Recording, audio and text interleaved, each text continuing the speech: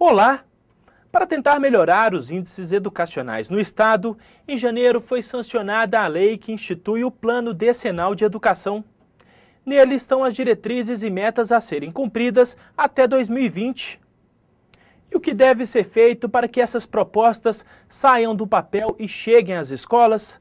Para responder a essa e outras perguntas, nosso convidado é Carlos Roberto Jamil Cury, doutor em Educação, professor da PUC Minas e professor emérito da UFMG.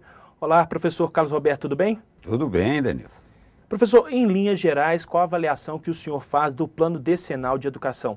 É um documento tímido ou trata-se de um plano que apresenta propostas e metas arrojadas? Nem é tímido e nem é arrojado, né? Eu diria que é um projeto, um plano realista, né?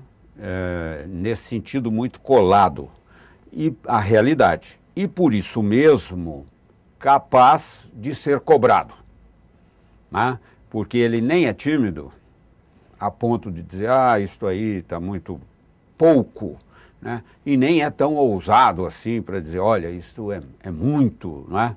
Mas isso então dá às pessoas, aos interessados, aos professores, aos docentes, às famílias, a possibilidade de cobrá-lo.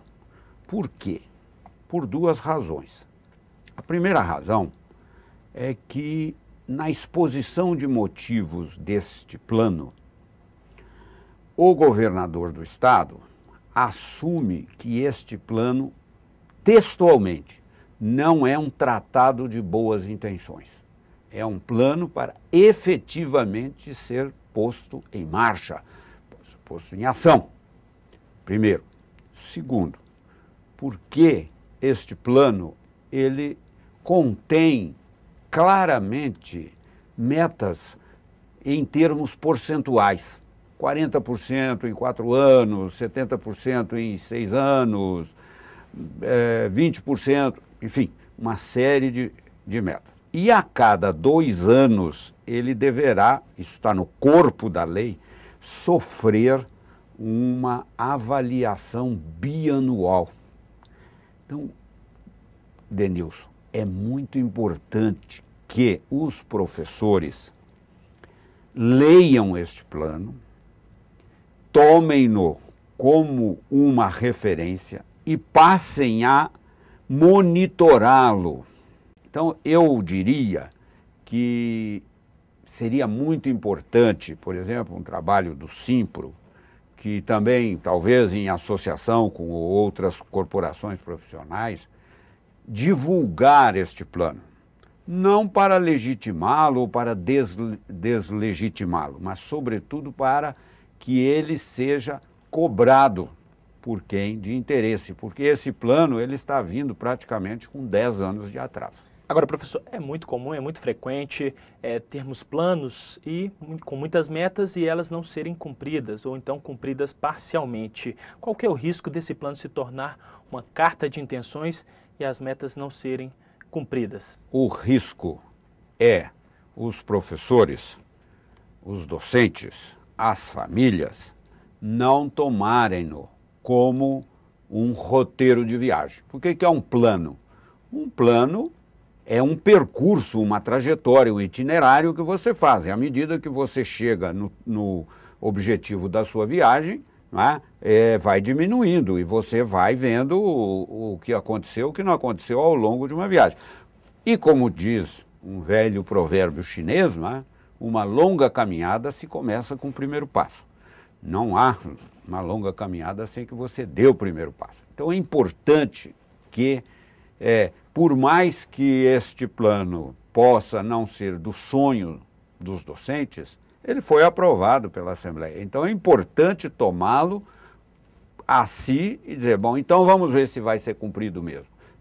Por exemplo, aquilo que se refere à infraestrutura, os elementos laboratoriais, os elementos relativos ao preenchimento de ferramentas para que a escola funcione bem, etc. Não é? Isso é muito importante. Pela avaliação que o senhor fez do documento, o que não poderia ter ficado de fora? Normalmente, os planos de educação, eles são muito genéricos com relação a salário de professores, e é o caso, e com relação a financiamento da educação, que é o caso também. Mas quanto ao financiamento, estabelece um percentual? Não, ele fica, evidentemente, na generalidade dos 25%. Por isso que eu acho que esse é um fator que daqui a 2 anos tem que ser revisto com muita qualidade, e eu acho que aqui as associações profissionais têm um papel crucial, porque elas possuem condições e pessoas capacitadas para monitorar esta trajetória. Professor Carlos Roberto, eu vou convidá-lo para assistirmos a uma reportagem feita pela nossa equipe sobre esse assunto. Vamos lá? Vamos lá, com todo prazer. Nos próximos 2 anos, todos os alunos da rede pública estadual deverão ter acesso a laboratórios de informática conectados à internet. Esta é uma das metas do Plano Decenal de Educação.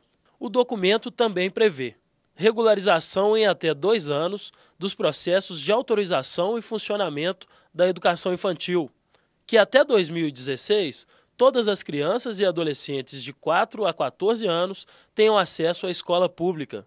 Implantação de laboratórios de ciências e bibliotecas em todas as escolas do ensino médio, no prazo de 5 anos.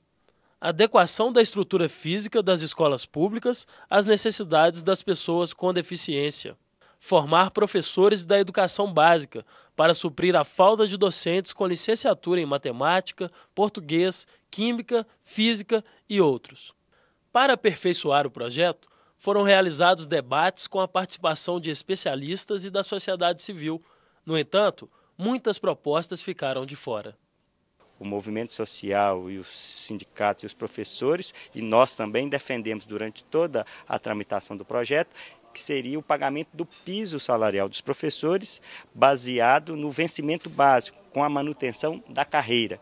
Ao final, prevaleceu a opinião majoritária, inclusive por orientação do próprio governo, do subsídio. O subsídio é que inclui direitos e parcelas que faziam parte da carreira e da remuneração, inclui todo esse no subsídio e enfraquecendo a carreira. O plano mantém o sistema de premiação coletiva dos profissionais da educação. Contudo, a categoria defende a valorização dos planos de carreira. Ele faz com que as pessoas tenham uma disputa, entre os colegas de trabalho. Isso não significa qualidade para a educação, para o serviço público, de modo geral.